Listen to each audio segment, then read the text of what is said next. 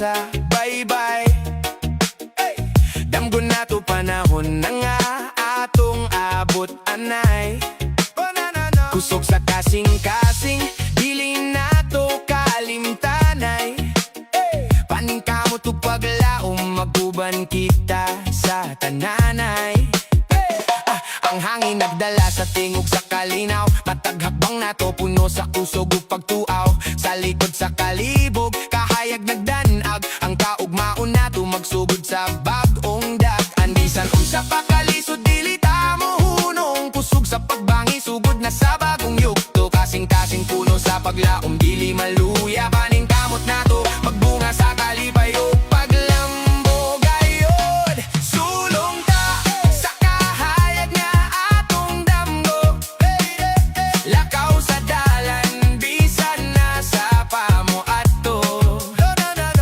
Sulong ta, uban ang pagtuo ug paglaom, kasing-kasing puno sa kalikon ug gahom.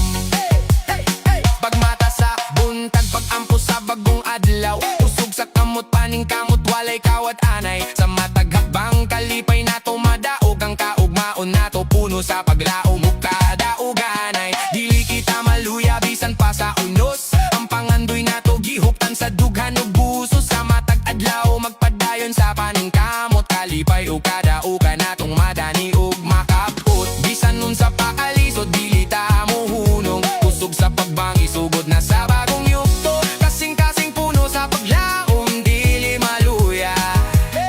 Paningkamot nato, magbunga sa kalipay ug paglambo gayod. Sulong ta sa kahayag nga atong damgo, lakaw sa dalan, bisan na sa pamo ato.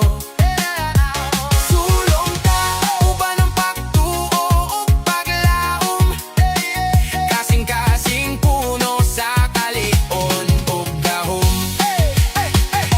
Ang adlaw mo abot, dala ang bagong paglaom. Sa tanang paningkamot, makita nato ang kadauganay. Sa pagbarog sa hangin, paggatubang sa unos, dili kita mahadlo kay kusog ug buotan. Ang kasing-kasing gayod, ang kasing-kasing ng gawit sa tingog sa kalipay. Sa mataglaong kabuntabon, puno sa kahayag, ang tanan nga agit ato nang malabihan. Sa paningkamot ug pagdinabangay, tanan mahimong masanak. Pagbarugayo, pagduwa-duwa, kalibutan nagulat sa imong kusog ug gugma. Paglakaw, bisan pa sa kalayo, kay ang kaugmaon nimo mahimo nga hayag ug mataom gayod. Pagduo sa kaugalingon, dili gayod mawala ang kusog na tumulabaw sa tanan nga una-una. Kusog sa kamot, kasing-kasing na malig-on, makuban ta sa kahayag sa bagong panahon. Sulong ta sa kahayag nga atong damgo, lakaw sa dalan, bisan na sa pamo ato. Sulong ta, uban ang pagtuo ug paglaom, kasing-kasing puno sa kalikon ug gahom.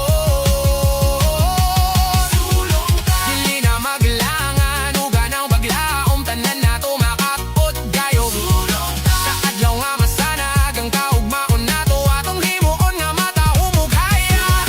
Bisan na sa padalan mo ato, sa paningkamot walay imposible nga makapot. Sulong ta sa kahayag sa matag adlaw, ang atong kusog magdala sa kalinaw.